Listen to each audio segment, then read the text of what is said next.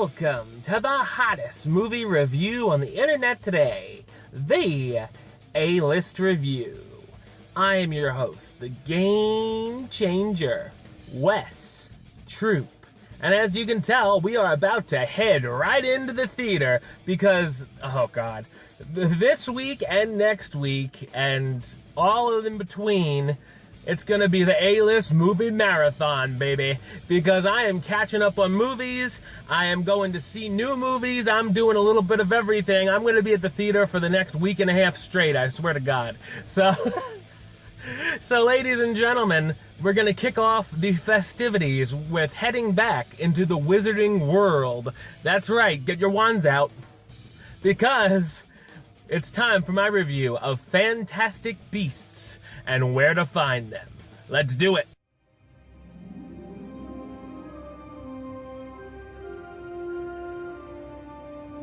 In 1926 New York, a wizard named Newt Scamander arrives by boat with a magical suitcase full of extraordinary creatures inside.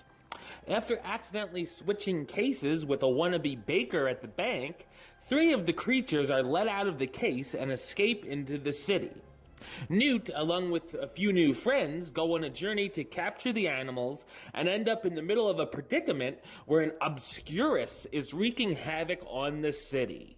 So what did I think of Fantastic Beasts and Where to Find Them? I thought it's an imaginative and wondrous fantasy film. It obviously takes place in the same world as Harry Potter and occurs 70 years before the Sorcerer's Stone. The screenplay is also written by J.K. Rowling, and she definitely brings some very creative ideas to the table once again. While it very much takes place in the wizarding world, this is a film that stands well on its own and can be seen without ever watching any of the Potter movies. I really loved all of the innovative creatures, most of which are adorable.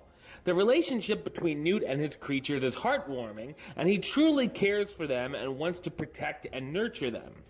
The land inside of the suitcase is wonderful, and I really enjoyed all of the different climates and habitats Newt has set up for the different animals. There's great chemistry between the actors, especially Newt and his no-mage, quote-unquote, which is a non-magical person, Jacob. While the animals are causing hijinks in the city, there are a few different subplots going on that end up connecting to Newt's adventure. As expected, the special effects are great, and this is definitely worth seeing on the big screen, and I would say even in 3D. There's a good number of exciting action sequences throughout, including a big-time showdown through the city. I really enjoyed the humor through the film as well, and I laughed quite a bit more than I expected to. The script does a fine job setting up the franchise by introducing the characters and even new terms, which are a bit different, and keep things interesting and charming at the same time. While it clocks in over 2 hours, the time flew by quickly. Great work from the cast, including Eddie Redmayne as Newt Scamander, the introverted wizard looking to write a book on his creatures. Catherine Waterston, how you doing? As Tina Goldstein, a former worker of the Magical Congress who has been fired and bumps into Newt. Dan Fogler as Jacob Kowalski, the no-mage factory worker who dreams of being a baker and becomes Newt's companion after he is amazed by his creatures. Alison Sudol as Queenie Goldstein, Tina's younger sister who can read minds and takes a liking to Jacob. Colin Farrell as Percival Graves, the director of magical security who's tracking down Newt and his suitcase, and Ezra Miller as Credence Barebone, the quiet and mysterious adopted son of the leader of a group who wants to kill all witches.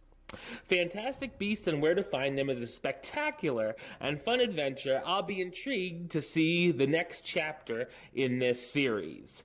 I'm going to give it the rating of A-List approved. That's right, it gets the A-List seal of approval. All right, well, that's the show. I'll be back with another review very soon of who knows what. We'll find out tomorrow. But until then, don't forget to subscribe right here on YouTube.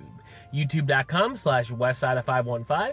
You can like the show on Facebook, facebook.com/WestTroopAlist. And of course, you can follow me on the Twitter and the Instagram @WesAlist.